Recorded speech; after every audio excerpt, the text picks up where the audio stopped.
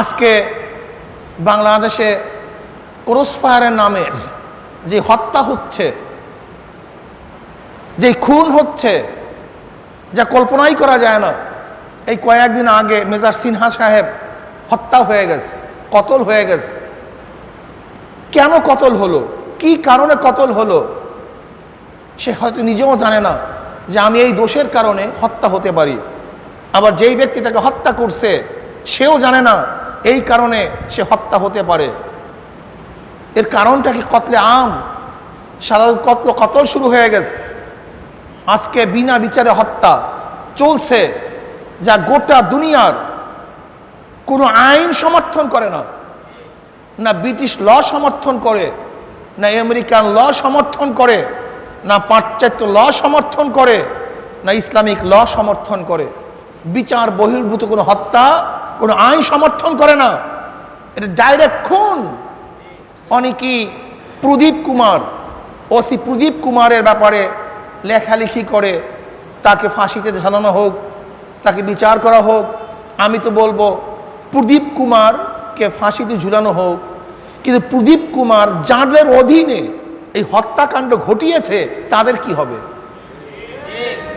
এই দীর্ঘদিন পর্যন্ত প্রদীপ কুমার যাদের আন্ডারে, যাদের অধীনস্থ হয়ে এই কাজগুলি করছে, তাদের তো বিচার করা উচিত।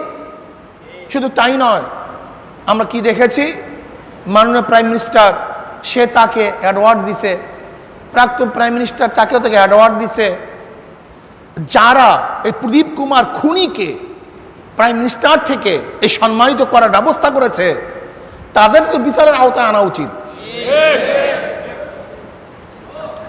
আজকে গোটা বাংলাদেশের অবস্থা আমরা কি দেখছি, সিন্ডিকেট চলতেছে, সব সিন্ডিকেট চলতেছে, ভারতের সিন্ডিকেট, সব জায়গায় ভারতের সিন্ডিকেট চলতেছে। এমন কোনো জায়গা নাই যেখানে ভারত কর্তৃক লোক নিয়োগ করা হয়নি। সব ডিপার্টমেন্টে ভারত কর্তৃক লোক নিয়োগ করা হয়েছে।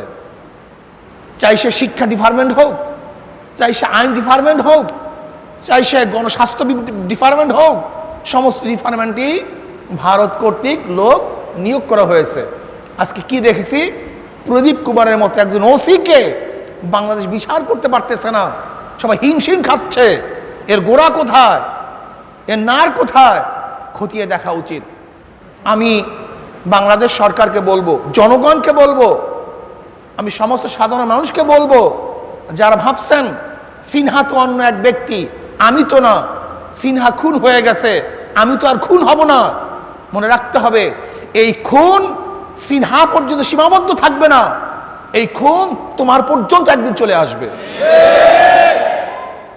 কাজী যদি এর প্রতিবাদ না করা হয় তাহলে আমরা কেউ বাঁচতে পারবো না। কাজী আমরা একে ধিক্কার জানাই, যারা সিনহার খুনের সাথে যারাই জড়িত ছিল, এবং প্রদীপ কুমার যাদের অধস্থ হয়ে এই পর্যন্ত চাকরি করেছে, আমি সবার বিচার দাবি করতেছি এবং সবাইকে অ্যারেস্ট করা হোক।